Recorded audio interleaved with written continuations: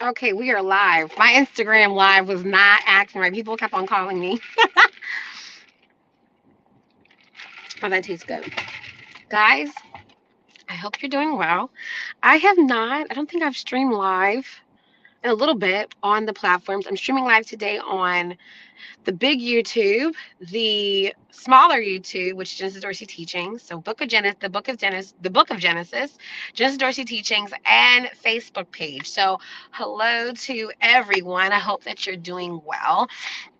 This will also make sure that the live stays up on the platforms because people ask me all the time that I delete my IG lives, and I do. So at least this one will stay up. So today I want to talk about something that's super, super important. And I started talking about my IG live, so I'm just going to kind of just restart back up the conversation. So one of the things I think that is so important when it comes to keeping community. So, like, once you've built community, and when I talk about this, this also applies to any leader, though. This is like anyone that's leading a group of people. You will deal with all different personalities, right? I have served as a leader and I've served as a team member where I'm not the leader, excuse me, but my personality and who I am is a part of a group.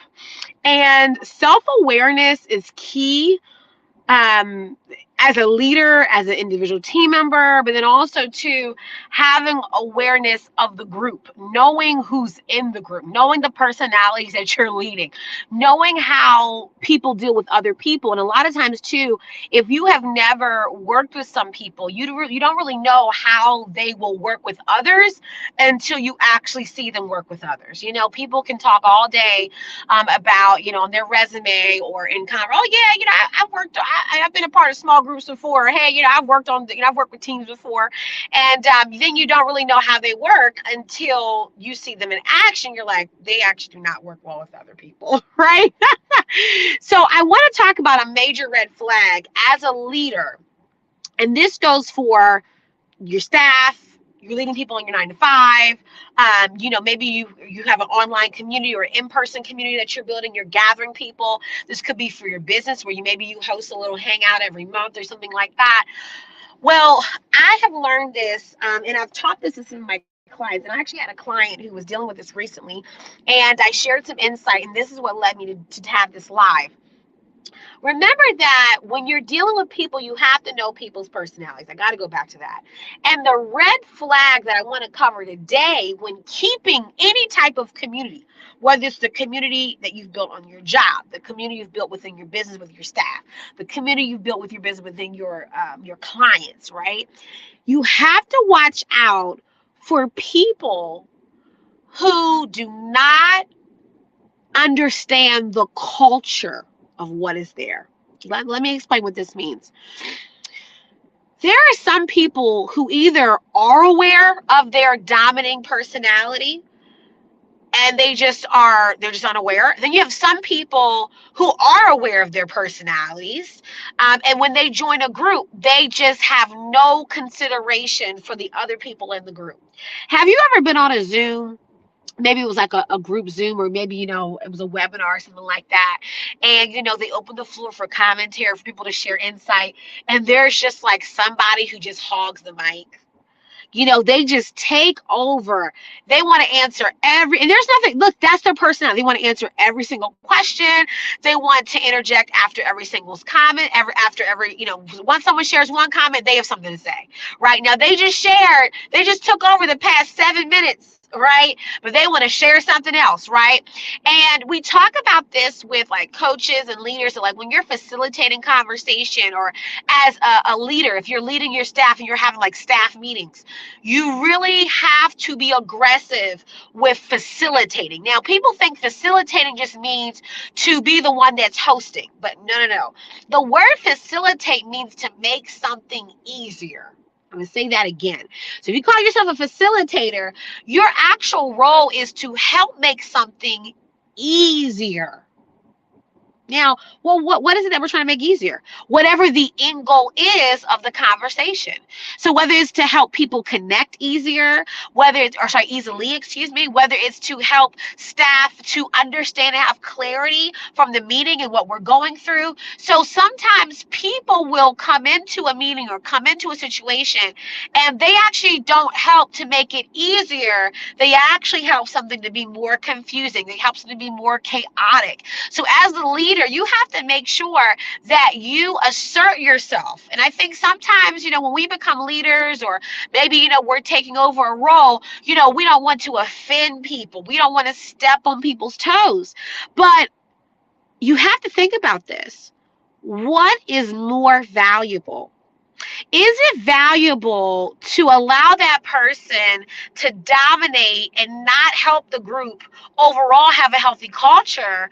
Or do you want to, again, you want to people please that one person that's dominating, or do you want to help keep the culture alive where all the other people are trying to enjoy themselves, right? And that's something you have to really think about. You have to move from a passive aggressive hate confrontation. I don't want to get in the mix of things, but you're a leader. And a leader has to realize that I am here to have a healthy culture. And a healthy culture is more important than people pleasing one person who is not being mindful of everyone else. Right? There are leaders I've met and they're scared to offend somebody. But let me just tell you this. You really aren't offending. Now, yes, they're choosing to be offended. What you're actually doing is asserting the proper authority to maintain a healthy culture. That's what a good leader does. A good leader is not worried about people pleasing one person in their flesh and their emotions.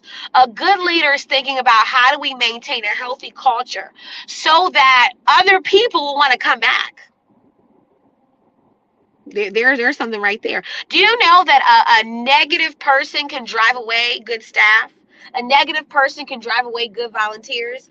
A negative person can drive away people who want to be a part of your community, right? And when I say negative, it doesn't mean that they're mean.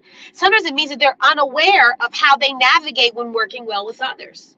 Right? Some people don't work well, and you have to teach them as a leader too. You cannot assume that everyone understands how to work well with others. We have this assumption sometimes as adults that everyone knows what we know, that everyone has had the same training that we have had. That's not how it is in life. So as a leader too, the question also becomes, will you also help people to become good at working well with others? People say, oh, well, that's not my job. Well, if it's your job to lead, you may want to consider teaching them how to be a good team member. If you call yourself a leader. See, a leader is not just someone who is in control. A leader is someone who also develops others. Let me say that one again. A leader is not someone who is in control, right? You having a place of authority, that's great. But that place of authority is not to control people. That level of authority has been given to you to help facilitate healthy culture, for you to mature and grow those that you lead, to cultivate who they are so that they can be better in their roles. You're identifying their strengths, their weaknesses, so that they can understand best on how to navigate within that work environment, within that ministry environment, within that home environment. The same thing goes for family members. You can have a family member that, they're more dominant. And being dominant is not a negative thing. Let me just say that. What I'm speaking to is when someone's dominance is becoming offensive or a negative impact to the culture. They're stepping on people's toes and not saying sorry. They're not recognizing what has already been established. This is where, again, self-awareness. Not a lot of people have self-awareness. So they'll enter into a situation that they're new to and treat everyone else like, you guys have to follow me, right? Or they'll walk into a family situation and completely ignore reading the room, right? They won't even read the room, and they'll just start yapping off. right? So again, it does not mean that they're not skillful. It doesn't mean they're not passionate. Like I said before, my client, who I had to give her some wisdom on, the person that she had put in place to lead a certain project was very skillful. This person was, oh my God, extremely talented, but there were some weaknesses on the teamwork side, right?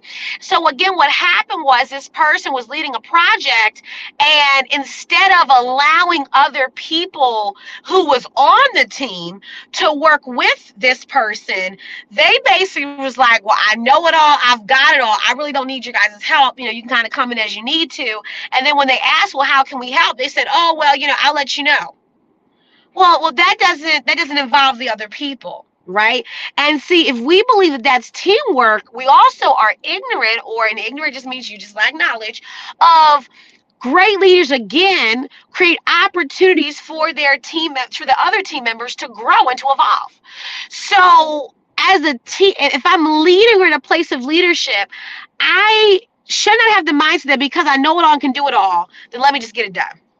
But see, that prevents other team members from participating, from their voices feeling valued, from them being able to learn from you. Because if you're the know-it-all and do-it-all, well, allow other people to learn with you, right? But here's the last thing I said to my client that I thought was actually the most important thing with this red flag.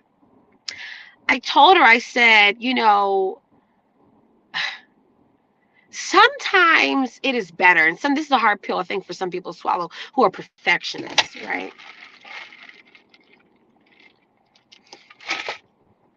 When you're building a healthy culture,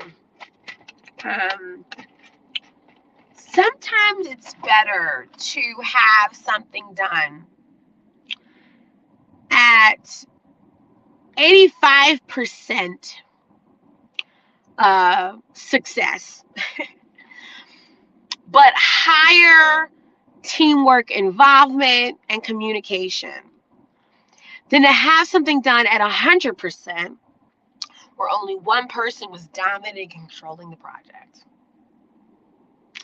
Because what happens over time is that when other people do not feel like they are a part of the team or a part of the process, you will end up losing them.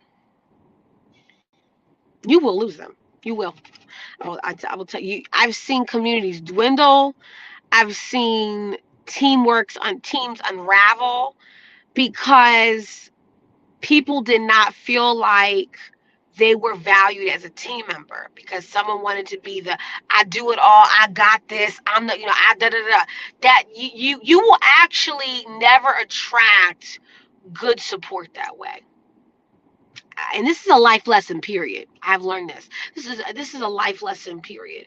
You will instead attract only yourself. And you will find yourself always having to do everything on your own because you are not cultivating the teamwork aspect. And so I say all that to say that, yes, that is the red flag for those of us who are leaders, or, those of us who are leading any type of group, those of us even leading on our families.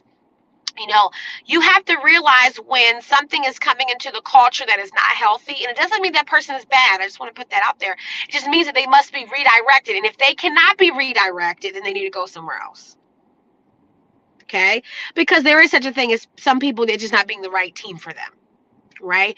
Because again, teamwork really does make the dream work. There is not one successful person that did it on their own. Not one. Not one. Somebody helped you along the way at some point in time, in space, in this century, in this decade, in this year, right? And so that's super, super important. I think that's a big lesson for some of us who, we're just so used to doing it all. We feel like the only way it can get done is if we do it. And you have to create opportunities for others to learn, to evolve, and to be cultivated. That to me is one of the most exciting things about leading. It's not about you actually leading.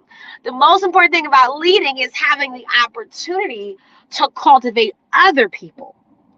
It's having the ability to give other people the chance, for you to facilitate, to give people responsibilities, that will help to cultivate them into their best, right? So this is where too, it's really important. Like when people do like the strength finders and things like that, that's why when you really get to know your team members and knowing what they're good at, a great leader will look at, okay, well, this is this person's strength, and that's that person's strength, that's that person's strength, right? And then we'll begin to look at ways in which there's opportunities for all these different people to explore those strengths in greater magnitude so that they can become even better. It's also though also too to teach them areas in which they're not good at. A great leader will not look at someone that they lead and let them be led astray or lie to them. You know, so if there's an area in which I know, like with my client, for instance, I told her, I said, well, you have a leader who really lacks a teamwork. They need to be cultivating teamwork. So that is something that you, as the owner of this business, you need to make sure that you are cultivating that within that person to teach them on how to be a great a team member. If not, you cannot expect that person just to automatically. Remember, I just said that. I said we cannot expect people to know what we don't know. You have to teach it to them. Now, if they are not willing to be taught and they believe that they don't need to be taught how to be a great team leader and they believe they already are a great team leader and they are not self-aware of what you have revealed to them and they refuse to become self-aware, goes back to my last point. They need to go somewhere else. Doesn't make them an evil person, just means that they have not reached a level of understanding where they see how their actions are impacting other people. So that is today's quick talk. I feel like it's something that, for me, I'm constantly learning. I have had a long people pleaser streak for a while. And so when I was leading in different areas, I didn't want to step on people's toes. I didn't want to be that person that like said something. But as you become a leader, a greater one, you understand the responsibility you have to people. You understand that you take care of people actually as a leader. You do. You do. And so because of that, the passiveness in you sometimes where you don't want to say something, that part of you, it has to go. There's nothing wrong with being meek and quiet. But there is something wrong where you allow other people to walk over you and you now are letting the environment become tainted and you should have said something. That's the difference, right? When I know there's areas in which that there can be growth, but I refuse to acknowledge it. That's going to be a problem. So that's where I think all of us can think about, like, okay, as we're leading people, number one, are we creating environments where people can be cultivated, where we can, have everyone develop their strengths at different levels, right? And this goes for anything that you're involved in. That's the cool part. What I'm talking about it's not just about your job. This goes for your family, strengthening, the gifts within, if you have kids, or, one another, if you're with your spouse or with you and your family. This applies in church. Like if you're part of a small group, or maybe you lead a small group, or maybe you are a team member, so you may not be the leader, but as a team member, am I aware of myself? Am I aware of the people around me? How can I maybe show more involvement to get other people to become more involved in certain areas? And as someone who leads communities, you will find your communities becoming stronger because you're properly facilitating. Remember, the definition of facilitating means to make something easier. Make your communities easier. Make people want to come back. Make people feel like their voices are valued. When people feel like their voices are valued and they can share things off their chest, they can, relate, they will come back. People are always looking for a quote unquote safe space. But if the safe space feels like it's being dominated, people are not going to like that. Okay. Anyway, I love you guys so much. These are just things I want us to reflect on, like as we think about our leadership. I wish these were things that more people talked about, like real life situations, because this stuff happens every day. I mean, on your job, leading a business, because you're working with so many different personalities and people, everyone's different. So you have to learn how to take all these different personalities and make them work. And as a leader, God has given us the grace to do so. Okay. Anyway, I'm going to head back to the school, get this day started. For me, it's a little bit late. I'm coming in late, but I have a late night, so I have a long list of things to do today, but and some meetings. But I can do all things through Christ who strengthens me, and so can you. Have a blessed day, okay, guys? Bye.